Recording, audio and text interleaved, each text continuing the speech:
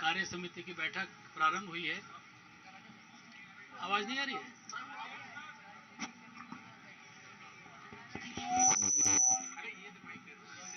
सभी मीडिया के साथियों का स्वागत है।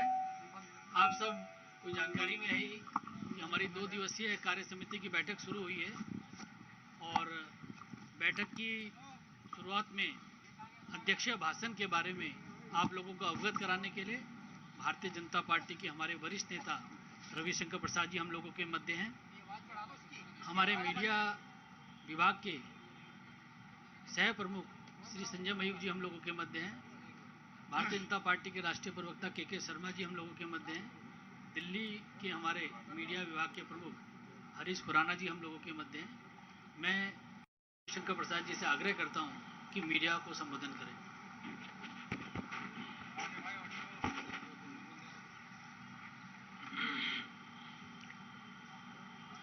मित्र अनिल बलूनी जी, संजय मयूख जी, श्री के शर्मा, श्री खुराना जी, सभी पत्रकार मित्रों को नमस्कार।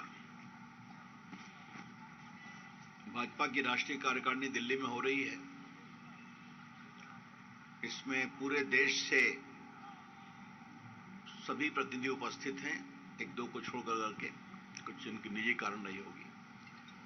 सारे मुख्यमंत्री, उप मुख्यमंत्री, विपक्ष के नेता, प्रांतों के अध्यक्ष, सभी और केंद्रीय मंत्रीगण, माननीय प्रधानमंत्री सभी उपस्थित हैं। मैं आपके सामने जैसा अनिल बलूनी जी ने बताया, माननीय राष्ट्रीय अध्यक्ष जगत प्रकाश नड्डा जी का जो उद्घाटन भाषण हुआ आज की कार्यकारिणी में, उसके मुख्य अंशों को आपके सामने प्रस्तुत कर रहा हूं। अध्यक्ष जी ने कार्यकारिणी समिति के सारे सदस्यों का आह्वान किया कि 2023 हमारे लिए बहुत जरूरी है। इस साल हमें 9 प्रदेशों में चुनाव को लड़ना है और अगले साल 24 में लोकसभा का चुनाव है। तो उन्होंने सारे राष्ट्रीय कार्यकारिणी के सदस्यों का आह्वान किया कि कमर कसकर लग जाएं, हमें एक भी चुनाव नहीं हारना है। जो 9 विधानसभा के चुनाव होने वाले हैं, उसमें एक में भी अपनी हार नहीं होनी चाहिए। इसलिए जहां हमारी सरकार है उसको मजबूत किया जाए और जहां हमारी सरकार नहीं है उसको और मजबूत किया जाए। Honorable the party president exhorted all the members of the national executive to be ready with full commitment to ensure that the BJP wins all the 9 assembly polls scheduled for 2023 as a prelude to 2024 Lok Sabha elections. We have not to lose any state. ये उन्होंने बहुत साफ साफ कहा और स्वाभाविक है, राष्ट्रीय कार्यकारिणी पार्लियामेंट्री बोर्ड के बाद सबसे बड़ी बॉडी है पार्टी। पूरे देश के प्रमुख नेता बैठते हैं, तो ये उनका स्पष्ट संदेश था।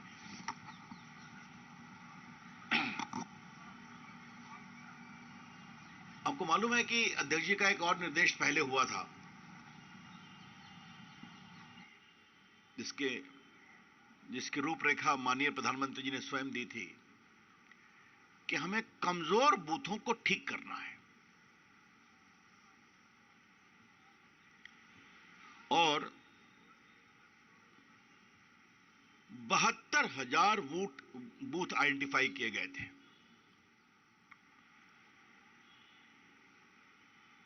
लोकसभा में 100 बूथ देना था, विधानसभा में 25 बूथ देना था।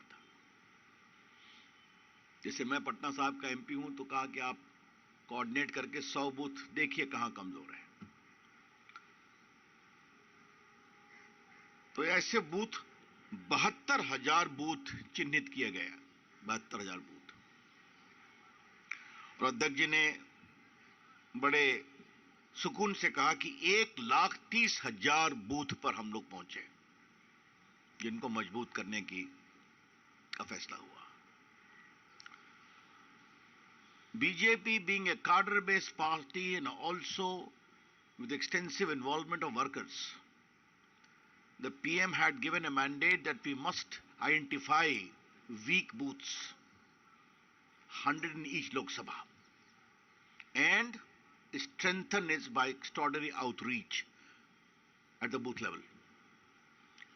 In all, 72,000 booths were identified, and today, Honorable President conveyed in his address that 1,30,000 booths were reached. तो ये दो महत्वपूर्ण बात थी, मुझे लगा कि मुझे आपको बताना चाहिए। अध्यक्ष जी ने कहा दयानंद सरस्वती के 200 वर्ष पूरे हो जा रहे हैं। 13 फरवरी को कार्यक्रम है, बड़ा कार्यक्रम, और ये कार्यक्रम बड़े स्तर पर बनाया जाएगा। सरकार का भी सहयोग रहेगा, प्रोत्साहन रहेगा। संभवतः प्रधानमंत्री भी जाएंगे इसमें। उन्होंने दयानंद सरस्वती के 2-3 उपदेशों को याद दिलाया, जिसका सबसे प्रमुख था अंतिम स्तर पर खड़े व्यक्ति की चिंता होनी चाहिए। The last mile marginalized man, individual must be addressed, his concerns must be addressed. और इसी क्रम में उन्होंने बताया कि किस तरह से प्रधानमंत्री नरेंद्र मोदी की अगुवाई में अंतिम पंक्ति में बैठे हुए व्यक्ति की बड़ी चिंता की गई है, चाहे वो गरीब कल्याण योजना हो, भोजन योजना हो, डीबीटी हो, अन्य सुरक्षा के हो, तो किस तरह से अंतिम छोर पर खड़ा हुआ व्यक्ति एम्पावर हुआ है, उन्होंने उसकी विस्तार से चर्चा की।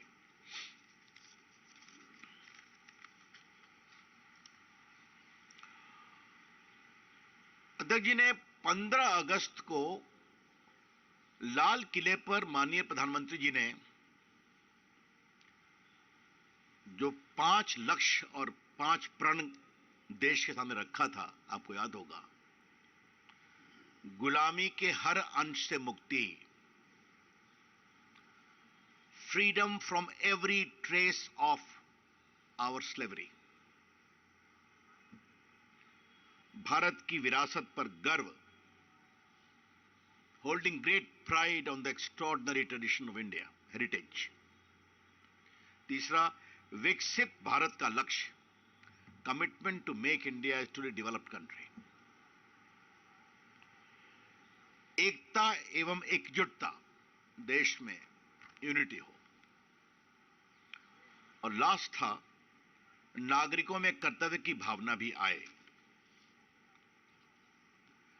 अध्यक्ष जी ने आज पार्टी की ओर से बहुत गर्व से कहा कि मोदी जी ने जिन 5 प्रणों की बात कही है, उसमें आज भारत की क्या स्थिति है।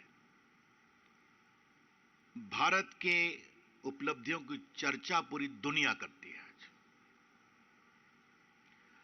अमेरिका के राष्ट्रपति बाइडेन ने भी जिस तरह से डेमोक्रेटिकली कोविड में मोदी जी की अगुवाई में मैनेजमेंट हुआ, इसकी उन्हें तारीफ की है।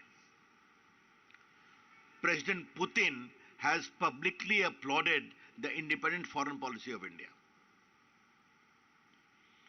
और यूक्रेन की लड़ाई में पीएम के आग्रह पर, मोदी जी के आग्रह पर, जो उन्होंने राष्ट्रपति पुतिन और जेलेंस्की से किया था, राष्ट्रपति जी से, तो एक दिन के लिए युद्ध को रोका गया, हाफ डे के लिए, ताकि 32,000 बच्चों को रेस्क्यू किया गया।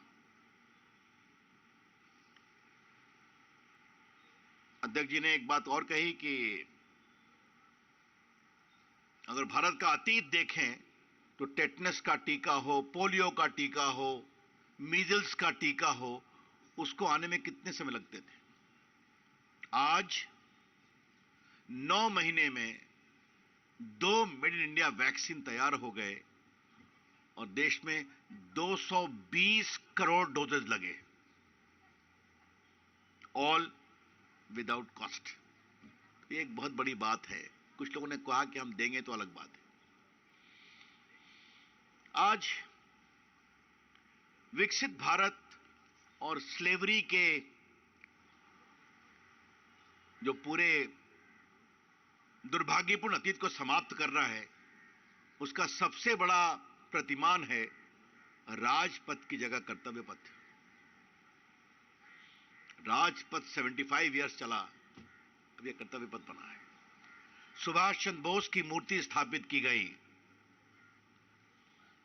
राजपथ पर ही। केवड़िया में सरदार पटेल की चर्चा तो हम लोग कर चुके हैं, लेकिन आज जिस तरीके से पूरा चला, तो मुझे लगा कि अध्यक्ष जी ने कहा कि ये चर्चा जरूर हमें करनी चाहिए कि हम अपने गुलामी के अतीत से आगे बढ़ रहे हैं। इसी में अध्यक्ष जी ने भी कहा कि भारत अपनी परंपरा पर गर्व करे, अपनी विरासत पर गर्व करे। तो आपने देखा किस तरह से काशी का कॉरिडोर बना, विश्वनाथ जी का मंदिर, वहां पर सम्मान किया गया महारानी अहिल्याबाई होलकर को भी और महाराजा रंजीत सिंह को भी, जिनकी भूमिका थी। तो चाहे केदारनाथ हो तो बद्रीनाथ हो, तो अभी जिस तरह से वो गए और उज्जैन में महाकाल का कॉरिडोर की उद्घाटन किया और प्रभु राम का मंदिर बन रहा है। तो आज भारत के हेरिटेज को आगे बढ़ाने के लिए हर काम हो रहा है, जिस पर देश को गर्व हो। ये माननीय अध्यक्ष जी ने एक बहुत बड़ी बात कही। आगे उन्होंने बताया कि आज भारत का कंक्रीट अचीवमेंट्स क्या है। India has become the 5th biggest economy of the world, surpassing even England.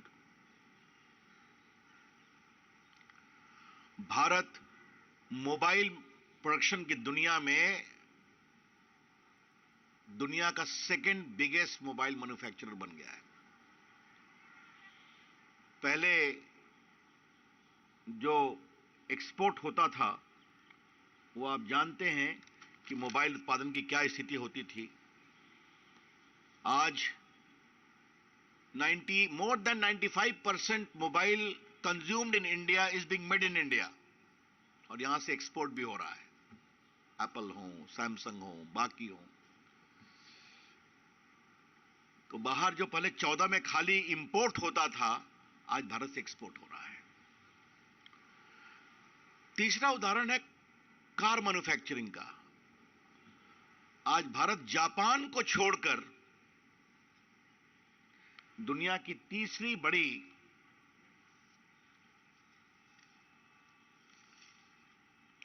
Automobile manufacturing country बन गया है। स्टार्टअप में वर्ल्ड का 4th है।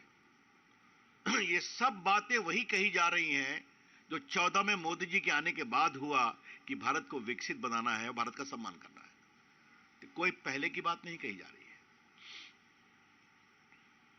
तो वंदे भारत एक्सप्रेस देख लीजिए, मेड इन इंडिया, रोज चल रही है नए नए जगह पर। कल ही पीएम ने उद्घाटन किया उसका। वंदे भारत कहां बनती है? जो चेन्नई में बनती है और कुछ राजस्थान में बनती है। तो क्या ट्रेन, क्या मोबाइल, क्या यूपीआई फिनटेक मूवमेंट, वर्ल्ड का 40% जो डिजिटल ट्रांजैक्शन फाइनेंशियल होता है, यूपीआई के माध्यम से होता है। तो ये जो 4-5 चीजें अध्यक्ष जी ने हाईलाइट की, और मैं बहुत विनम्रता से अपने पत्रकार मित्रों को कहूंगा, it is a matter of great pride for us. Just to repeat, Bharat की अर्थव्यवस्था आज इंग्लैंड से आगे निकल गई, 5th बिगेस्ट इकोनॉमी। भारत का मोबाइल मैन्युफैक्चरिंग दुनिया का 2nd हो गया। भारत का ऑटोमोबाइल मैन्युफैक्चरिंग दुनिया का 3rd हो गया। भारत का fintech movement, 40% digital payment Bharat, made in India. तो मेड इन इंडिया के प्रति आह्वान और एक विकसित भारत बढ़ने की ओर का संकल्प वो दिखाई पड़ता है। तो अध्यक्ष जी ने उसका बहुत से, उन्होंने एक और बात कही, डिफेंस डील। ईमानदारी से होता है कि मोर देन 100% आजकल एक्सपोर्ट हो रहे हैं, और पूरा बाहर से आने पर बहुत कमी आई है। कुछ स्पेशल टेक्नोलॉजिकल क्षेत्र को छोड़ दीजिए। और पहले क्या था, every defense deal has a deal within it with commission as the court. अब ऐसा सुनने में नहीं आता है। तो ये एक बहुत बड़ी बात कही गई। उन्होंने एक और बात कही कि national highway 12 kilometre per day से 37 किलोमीटर पर डे हो गए और बॉर्डर रोड 3600 किलोमीटर बने हैं, 3600 किलोमीटर। और बॉर्डर रोड में बताना जरूरी, जो अध्यक्ष जी ने बताया कि कांग्रेस पार्टी के डिफेंस मिनिस्टर ने पार्लियामेंट में कहा था कि हमें बॉर्डर रोड्स नहीं बनानी है क्योंकि बॉर्डर रोड बनाने से टेंशन होता है। और आज देखिए 3600 किलोमीटर बॉर्डर रोड बन गया। तो मित्रों, और जो सारी बातें, प्रमुख बातें हम आपके सामने हाईलाइट कर रहे हैं, अध्यक्ष जी ने आगे कहा सबका साथ सबका विकास की हम बात करते हैं, तो हमने जो कहा है वो करके दिखाया है। आज भारत की राष्ट्रपति एक बहुत ही संभ्रांत आदिवासी सुशिक्षित नेत्री हैं जिनको पहली बार उस बड़े संवैधानिक पद पर स्थान मिला है। आज राज्यपाल ओबीसी हैं, एसटी हैं, एससी हैं। आज केंद्रीय मंत्री बड़ी संख्या में ओबीसी, एससी, एनएसटी हैं। हमें एससी, एसटी का वोट हमें काफी मिलता है, हमारे एमपी एमएलए जीतते हैं। हमने उनको सम्मान भी दिया है और यह पहली बार हुआ है। तो सभी वर्गों का सम्मान जो करने की बात है, तो ये उन्होंने बहुत बड़ी बात कही। मित्रों, अध्यक्ष जी ने अभी हाल के होने वाले चुनाव पर भी चर्चा किया, जो चुनाव हुए हैं। गुजरात का चुनाव ऐतिहासिक है, अभूतपूर्व है। The victory of BJP in Gujarat is extraordinary and historic. Getting 150 plus seats after 27 years in power consistently is a great achievement. उन्होंने वहां के कार्यकर्ताओं का, वहां के संगठन का बहुत ही अभिनंदन किया। और सबसे बड़ी बात, जिस तरह से प्रधानमंत्री जी ने गुजरात में लेड फ्रॉम द फ्रंट, ये उन्होंने आग्रह किया कि बाकी भी प्रदेश के संगठन प्रचार के लिए मोदी जी की मेहनत और अगुवाई से सीखें।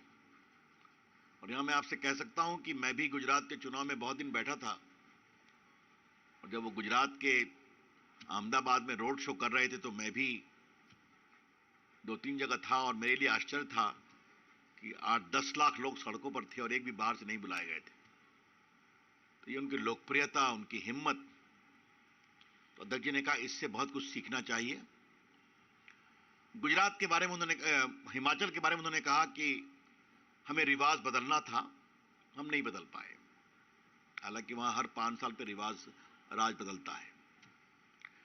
लेकिन उन्होंने एक बात अवश्य कही कि पूर्व की सारी हार 5% से अधिक से होती थी, अब 5%। इस बार हम 1% से भी कम से हारे। और हमारे मित्रों ने बहुत बड़ा काम किया, हमारे मीडिया सेल ने, I need to pat them, कि बीजेपी और कांग्रेस के बीच वोटों का अंतर सिर्फ 37,000 है Himachal Pradesh. I repeat, the total difference of votes between the Congress and the BJP is close to 37,000 votes only.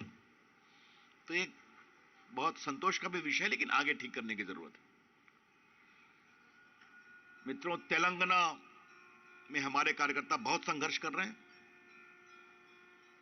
वहां के मुख्यमंत्री जो हैं, उनकी सरकार के द्वारा तमाम अवरोध के बावजूद जिस तरीके से हमारे लोगों की यात्रा निकली, मेहनत कर रहे हैं। उन्होंने कहा तेलंगाना में अपनी हम सरकार बनाएंगे। भैया ये क्या हो रहा है, देख लो।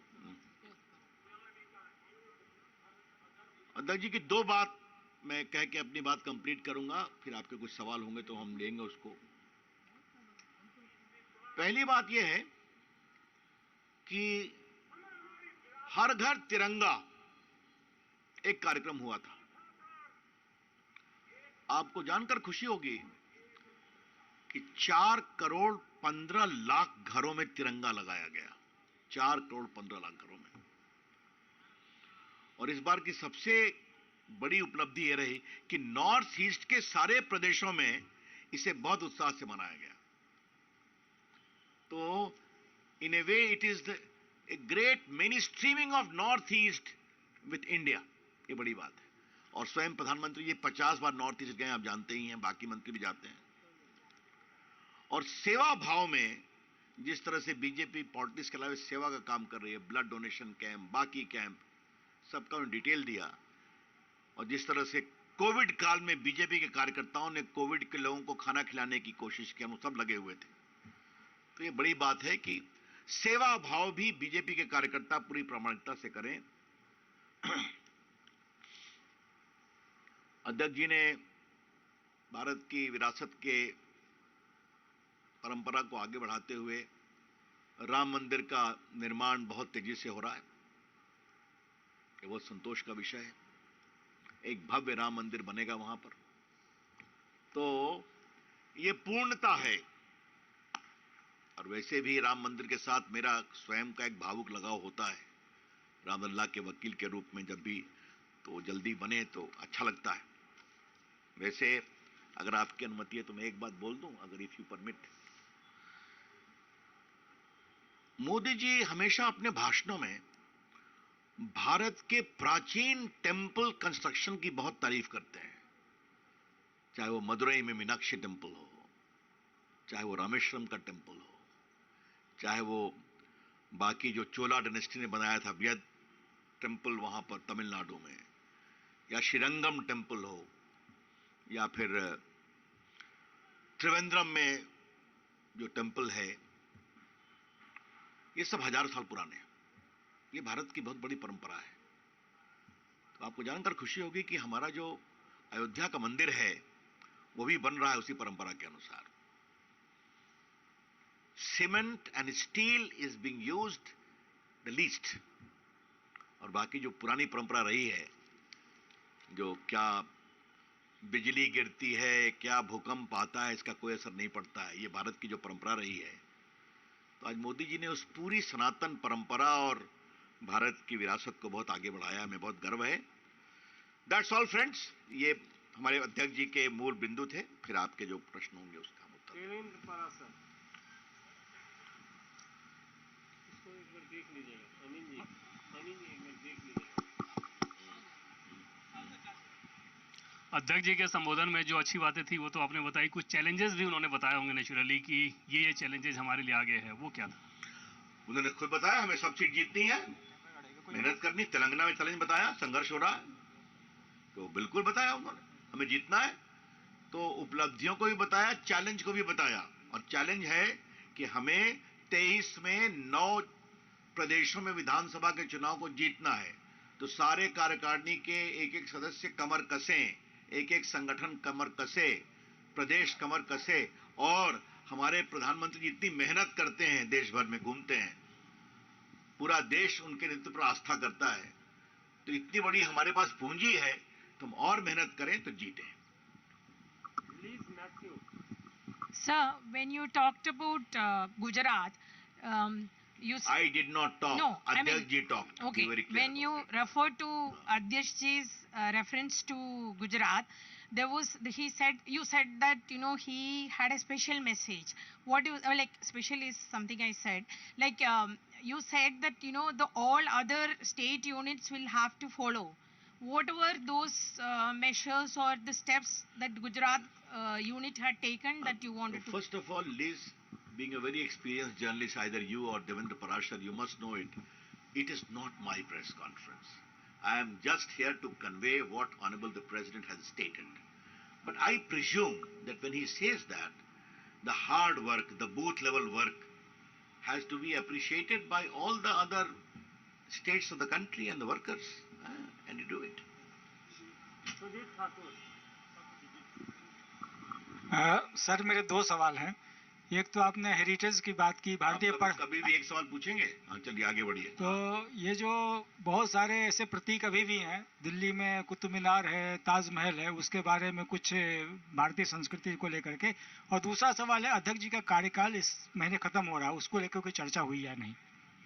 अभी ये सब कोई चर्चा नहीं हुई।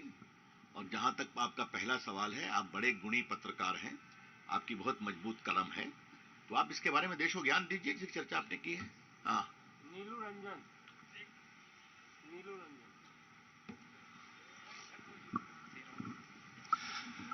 सर, आपने कहा कि 1,30,000 बूथों तक पहुंचे हैं और उन्होंने कहा है कि सभी जीतना है चुनाव और ओबीसी, एससी, एसटी सभी वर्गों तक जो पहुंचा है। पिछली बार की कार्यकारिणी में प्रधानमंत्री जी ने कुछ दिया था कि वो जो अल्पसंख्यक वर्ग तक भी हमें जाना चाहिए और खासतौर पर संवाद किया था। तो क्या अध्यक्ष जी ने आज अपने भाषण में कुछ इस दिशा में दिया संकेत की चर्चा होगी या कुछ होगा? सबका साथ सबका विकास का मतलब क्या होता है? पहली बात मैं ये कहना चाहूंगा। दूसरी बात हमें कहनी है कि आप देखिए बाई इलेक्शन में बीजेपी की जीत कितनी हुई है। हमारे अपने स्टेट बिहार में 2 बाई इलेक्शन हम जीते कि नहीं? हा? गोपालगंज जीते, कुड़न्नी जीते और नीतीश बाबू तेजस्वी के साथ आने पर जीते।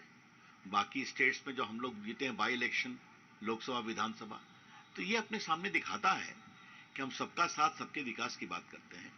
और इसका बड़ा सवाल यह है कि जो हमारे मुस्लिम समाज की बात आपने की, तो मैं हमेशा कहता हूं कि हमारी सरकार सबकी चिंता करती है।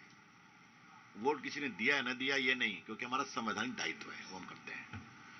ठाकुर रविंद्र सिंह जी ने ठाकुर रवि जी, आपने कहा कि जो अध्यक्ष जी ने कहा है, जेपी नड्डा जी ने, आप कि हिमाचल में रिवाज नहीं बदला, उसे बदलने की जरूरत है, आगे हम कोशिश करेंगे। 9 राज्यों में जीतना है, लोकसभा जीतना है, तो इस क्रम में विपक्ष भी आता है। आखिर जीत आपकी विपक्ष होगी। राहुल गांधी भारत यात्रा पर निकले हुए हैं। त्रिपुरा में जहां चुनाव होने वाले हैं, जिसका जिक्र आपने किया, वहां पर कांग्रेस सीपीएम एक हो गए हैं। तो विपक्ष पर नड्डा जी ने क्या कहा? अगर नहीं कहा तो आप बता दीजिए कि राहुल की यात्रा और विपक्ष की एकता पर। पहली बात है कि आप तो कानून बहुत समझते हैं रविंद्र बाबू। मेरा जुरिस्डिक्शन अध्यक्ष जी के भाषण के प्रमुख बिंदुओं पर रखना है। तो आज की प्रेस मेरी अपनी नहीं है, उस पर कभी आप चर्चा करिएगा तो मैं अपनी बात करूंगा। पूनम पांडे, लोहागढ़। सर, आपने बूथ मजबूत करने की बात की, जो अध्यक्ष जी ने ऑफ कोर्स अपने स्पीच में बोला कि पहले 72,000 बूथों की पहचान हुई थी और अब 1,30,000 बूथों तक पहुंच वहां गए तक हम हैं। पहुंचे। 72,000 में जाना था, पहुंचे 1,30,000। यानी वो 72,000 बूथ कवर होके और आगे चले गए। संजय शर्मा लोकमत। वो कौन है? देखो एक दो ये देखो ये संजय सर, हाँ। रवि सर, मेरा सवाल सर, अध्यक्ष जी ने जो अपने भाषण में जो उल्लेख किया है डिफेंस डील के बारे में, कि अब डिफेंस डील होती लेकिन कोई कमीशन खोरी नहीं होती, क्या यह सीधा सीधा अटैक हम माने इसको कांग्रेस पार्टी पर, यूपीए सरकार पर? मेरा खाली कहना यह है कि बताने की जरूरत है क्या? राफेल में कोर्ट में भी चले गए ना, हैं? और राफेल डील में हम लोगों ने बहुत आपसे चर्चा की थी किस तरह से भारत की वायुसेना को ये प्लेन नहीं मिलने दिया गया। क्यों? कौन सी ताकतें थी जो रोक रही थी इस डील को? तो UPA means defence deal, deal with in deals, ये है कहानी। स्मृति काक रामचंद्रन। ये क्या बोलना है? नहीं छोड़ो। सर, पिछले 8-9 साल में बीजेपी के काफी सारे एलाइज के साथ रिलेशंस खराब हुए हैं, एलाइज छोड़ चले गए हैं एनडीए। इस पे कोई डिस्कशन हुआ कि गोइंग फॉरवर्ड आपके एलाइज के साथ क्या रिलेशंस रहेंगे? आज उद्घाटन सत्र है ना, तो उनका उद्घाटन भाषण है। हम अपने एलाइज को नहीं छोड़ते। Let me put the record straight. Akali Dal ने खुद छोड़ा हमें। नीतीश बाबू हमें खुद छोड़कर चले गए। तो हम अपने एलाइज का पूरा सम्मान करते हैं, लेकिन जो सुनहरे ख्वाब की दुनिया में पाला बदलते हैं, उनको भविष्य जनता बताएगी। बहुत बहुत धन्यवाद। धन्यवाद।